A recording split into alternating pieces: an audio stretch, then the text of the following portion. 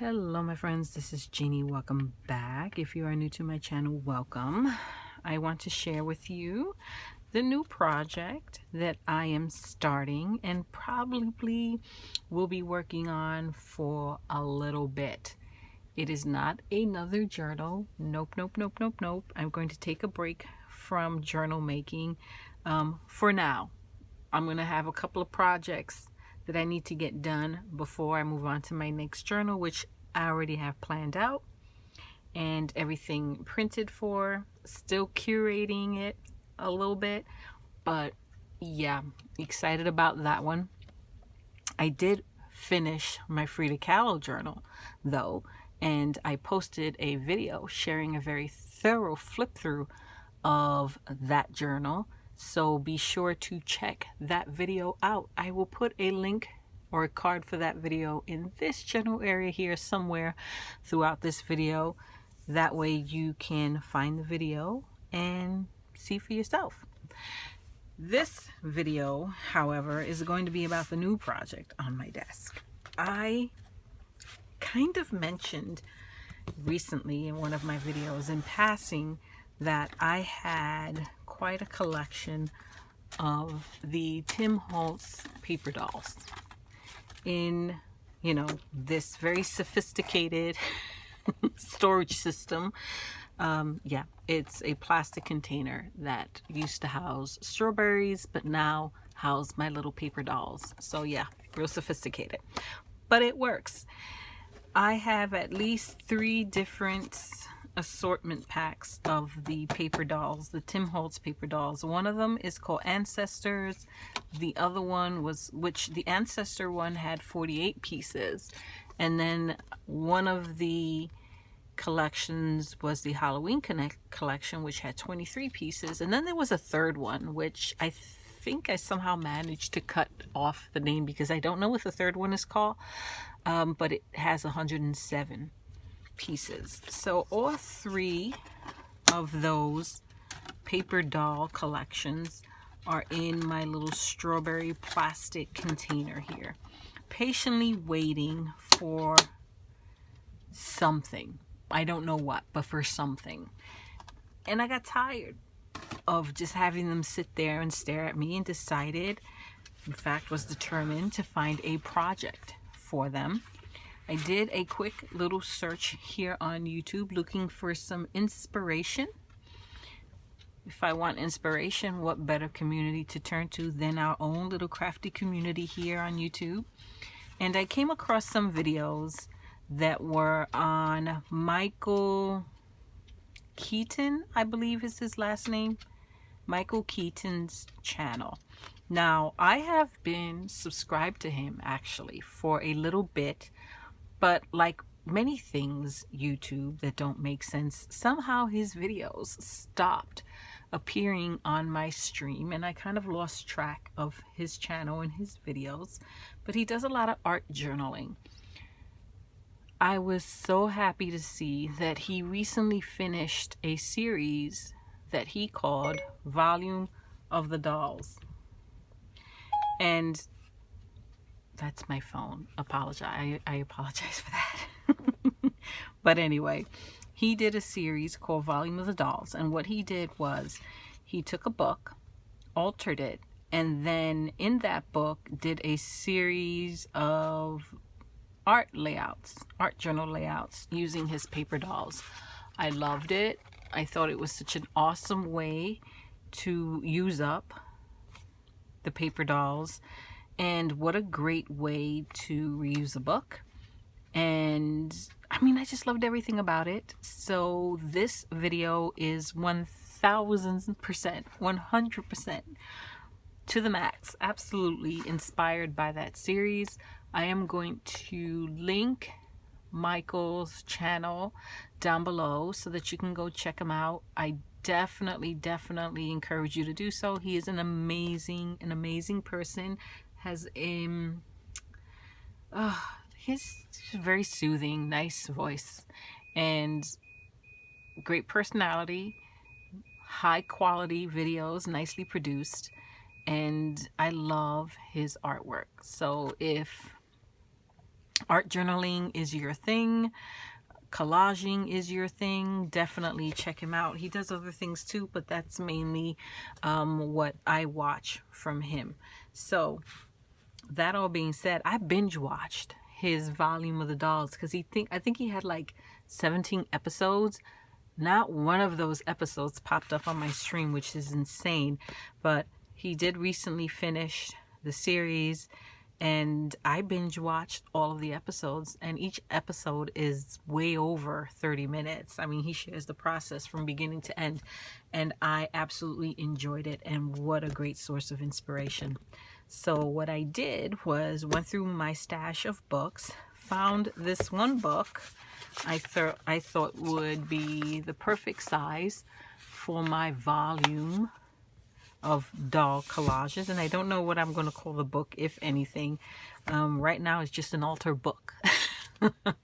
I don't know that I'm going to be able to come up with a title as clever for this series as Michael did for his, but something I will work on, I guess. But in any event, what I did was I found a book in my stash, and it was just a very inexpensive book that I picked up on clearance from probably Barnes and Nobles. Yeah.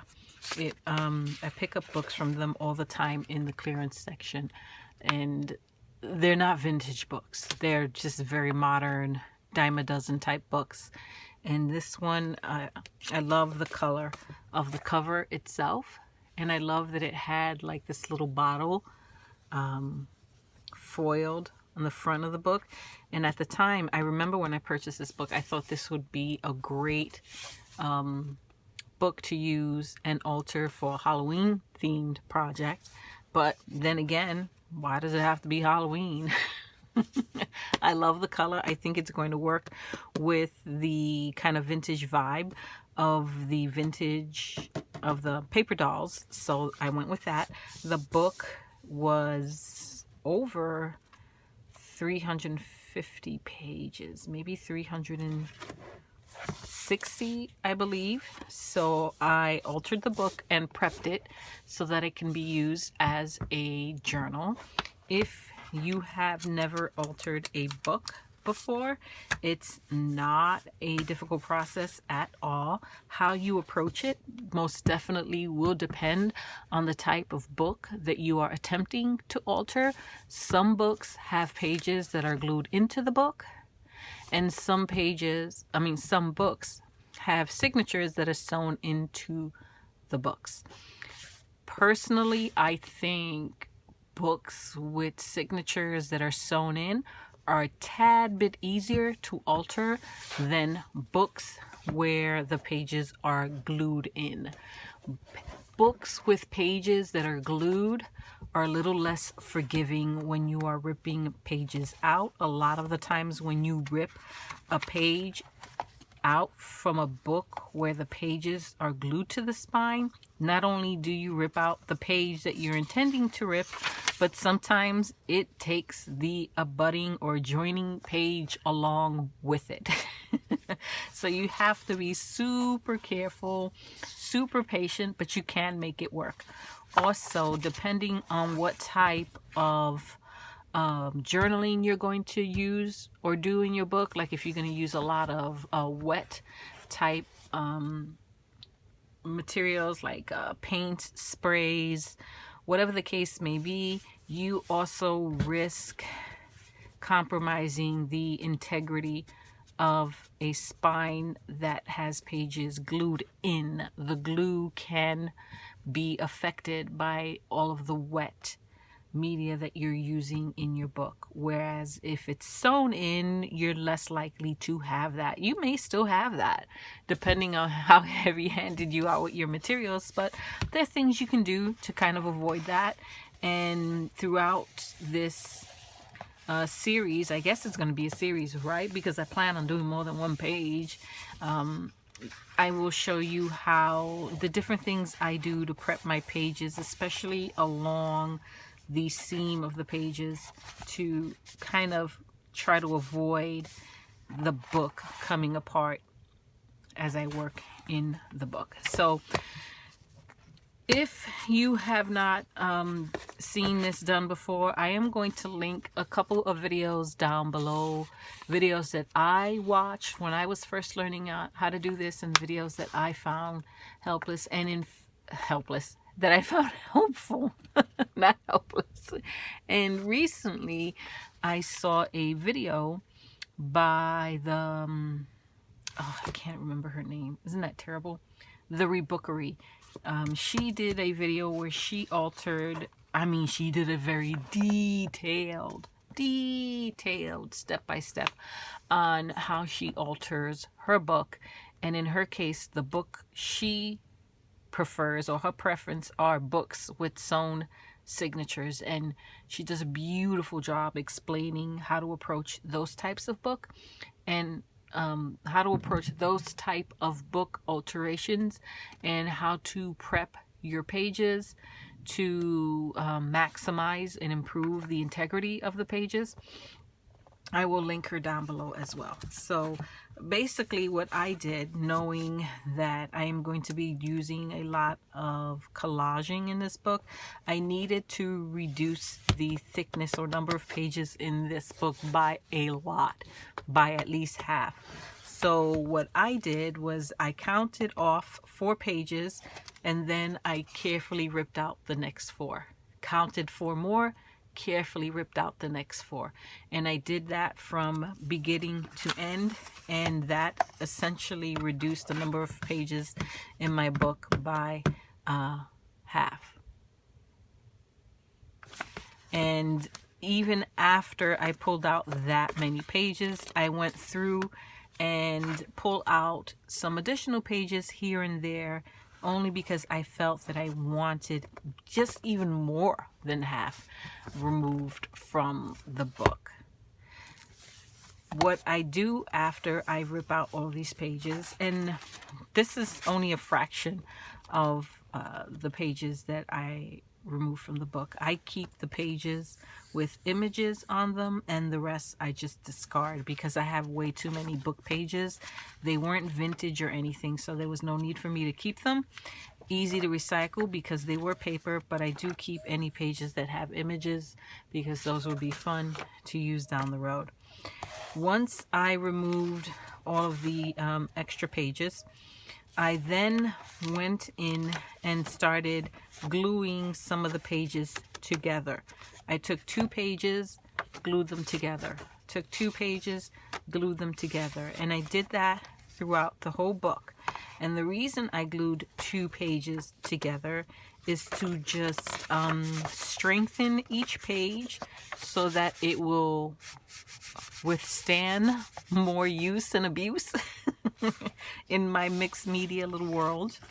And also it feels nice, sturdy, strong, and like it definitely is going to be around for a long while. What I thought I would do, I did most of this book, but I did leave some of the pages in the center of the book. I left those. I didn't do those yet because I wanted to share with you a little bit of the process with you. At first I thought I would film the entire process and share it with you, but my goodness, do you really want to watch me just rip pages out of a book? It's nothing exciting about that. But I will tell you, my book, the spine or the pages are glued into or onto the spine, so I had to be super careful in ripping out the pages. And where I did rip out the pages, you kind of have this remnant. You see that? Like you see the rough tear of where the pages that I ripped out used to be. You see that? Okay, you can, after all is said and done, go back and carefully pull out more of that paper if it's something that bothers you, but I honestly don't have the patience for that. So my workaround for that is that rough cut is obviously going to be between 2 pages, right? Because pages before it, the 4 pages before that rough cut were left intact, and the 4 pages after that rough cut were also left intact. So what I do is the 2 pages that kind of sandwich where those pages that I ripped out used to be, those 2 pages, I glue them together. And by gluing them together, I don't see that rough edge anymore. Okay, so that's why I do even pages when I'm ripping out. So I'll keep 4, pull out 4, keep 4, pull out 4. By doing it that way, at least for me, it's worked out that I am able to hide that rough finish right there. I'll hide it. I'll sandwich it between the page before it and the page after it. And I'm using a glue stick. Is the journal going to be perfect? No. I mean, my friends, it's an altar book. It's a handmade journal. It's not going to be perfect. If you want perfect, if that's going to bother you, then I suggest you just go out and buy yourself a journal, an art journal. There are plenty of beautiful art journals out there. Some by Dina Wakley, Diane Waverly. There's so many art journals out there. Arteza has some.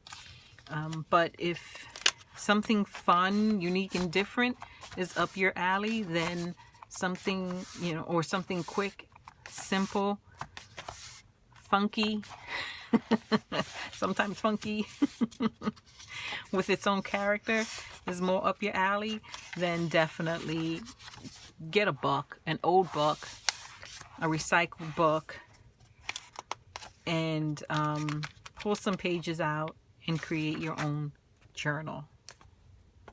And the best thing about this is you get 100% say in what size you want the journal to be. You're not limited by what's available on the market. Just get yourself any size book. If you want a super huge journal, get yourself a bigger book and alter that. If you want a tiny journal, get yourself a tiny book and alter that. So that's all I'm doing. I'm gluing 2 pages together. And by gluing 2 pages together, I get 1 strong page. Okay, so here's you could clearly see the rough edge of the pages that I tore out there. And like I said, by saving 4, pooling 4, and just making sure you work in even numbers, you should be able to sandwich that rough cut, that tear between 2 pages so that you don't even see it. That's how it worked out for me. Could be coincidence, I don't know, but I'll try to make it work out so that's what happens. I'm using this Scotch Create glue stick. Recently purchased these from Amazon. Recommended by, gosh, I don't even remember who now at this point. Another mixed media channel that I follow. I follow quite a few. She recommended this and I purchased it and I love it. Much better than the glue sticks from the Dollar Tree. Much better than the Elmer's glue sticks. Definitely quicker drying time and a super fast fix. So, and you get a lot. So did I, look, I didn't get that part of the page there. Silly Jeannie. So that is pretty much going to be my new project, or I guess series, right? It's going to be more than one video that I will be working on. I have quite a few pages here. I'm probably going to be skipping around the book, but you can see, you see how thick that is now? 2 is better than 1. And any areas where I didn't do such a great job gluing pages together, I can always go back and touch up, but I think I did an okay job gluing the pages together. So I definitely have plenty of pages to work with, for sure. And I think the way I'm going to be doing the layouts is I'm going to do a full spread, 2 pages for each one. So this will be a spread, this will be one. Look, I didn't do such a great job right there. Silly me. There you go, one and done. This will be a spread. So I definitely have at least 20 spreads here, if not more. And I figured I can work on this at my own speed and leisure, because we all know I'm a very slow crafter. There will be different themes, different approaches, some mixed media, some collaging, some holiday themed. I'm sure this is not going to be a quick series. This is something I'm going to be working on over time, and when I'm done with the book, who knows, maybe I will continue on to another book. I don't know. We will see how many dolls we have left over, but I have plenty of dolls, that's for sure, to keep me busy. And I chose this particular size of the book, and this book is 1, 2, 3, 4, 5, 6 by 1, 2, 3, 4, 5, 6, 7, 8.5. 6 by 8.5. I chose this size because I thought it would be a good size considering the size of the dolls themselves. And I think honestly, the bigger a book, a journal book, or bigger a page, the more intimidating it can be to break that page and start a journal project. If you're only now starting to journal or kind of dipping your toes into it, then I would encourage you to start in a smaller book, not in an itty bitty book, because you don't want to get frustrated by that either, but you don't want some ginormous art journal. So for example, let me grab this one.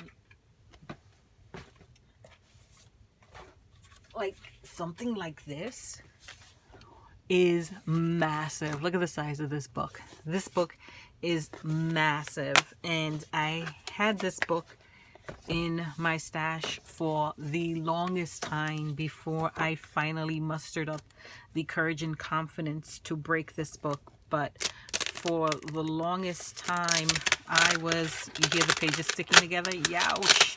I was intimidated by the size of this book, because I couldn't figure out, oof, that sounds terrible, I'm sorry guys, I couldn't figure out what type of spreads I could do that were large enough to cover 2 huge pages like this. And the reason the pages in this book are sticking together is because acrylic spray paints were used to create these backgrounds. But something this big is not the kind of book that you want to start with when you start journaling. I think you want something that's a little more manageable, and I think this size is a pretty good size to work in. And you don't have to even do a double page spread. You can do a single page spread if you want, and each page can be its own little spread. But for me, I'm going to do a double page spread. So a lot of talking in this video, I know, please forgive me, but I just wanted to introduce my project to you and share with you a little bit on how I approach altering a book. But again, I will link Michael Keaton's channel down below so that you can go check out his series, Volume of the Dolls. It's awesome. Also check out some of his other videos while you're there. I think he also has a vlog series. I've watched a couple of those as well. Those are always fun to watch. He's a great guy. Love watching him. Love his style. I will link the Rebookery video down below, where she recently shared how she alters a book that has a sewn signature. It is a very detailed step-by-step process very much worth watching. I will link a couple of other videos that I found helpful showing the process as well. And I think I might even have, now that I think about it, my goodness, I think I previously, a couple of years ago, did a video where I shared this process of altering a book in more detail. So I will definitely link that down below, and I will put a card for that video right there so that you can check that out for yourself. I think it was a Christmas book, a Christmas themed book, and it was the first time that I altered a book, if I recall correctly, but I'll link that down below. So I think in next video, I'm just going to start. I'm going to start doing the spreads in my book. I will at some point alter the book cover itself, front, back, and the inside covers, but I think I'm going to leave that for the very end, because as I work in these books and I work on my desk, my desk gets very messy, and I would hate to do the covers and then dirty them up or muck them up or grunge them up, ruin them with the mess on my desk. So I'm going to leave the covers for last. I think the next time you see me, we're going to start a spread smack dab in the middle of this book. Smack dab in the middle of this book. Why not? We'll start it right there and work our way around. We're going to bounce around because you don't have to do things in order. Not in my world. We're going to bounce around. So that is my share, my friends. Thank you so much for watching. I truly do appreciate you hanging out and chatting with me. Hopefully I didn't chat your ear off too much. Okay? And I hope you will join me for this series. If you have these paper dolls and you have a book at home, maybe you want to alter your book and join me. Craft with me. Please. I have no one to craft with me at home. It's just me. Maybe you want to join me. I will catch you all in the next video. If you are new to my channel and you haven't already subscribed, please do so. I would love to have you. If you are subscribed, be sure to activate that notification bell so that you'll be notified anytime I post a new video. If you have any questions, my friends, leave that question down below and I will do my best to answer it for you. Or you can email me at happilyellaafter@gmail.com, and it is spelled the exact same way as my YouTube channel. So, that's all. And this time I really mean it. I will catch you all in the next video, my friends. Until next time, bye-bye.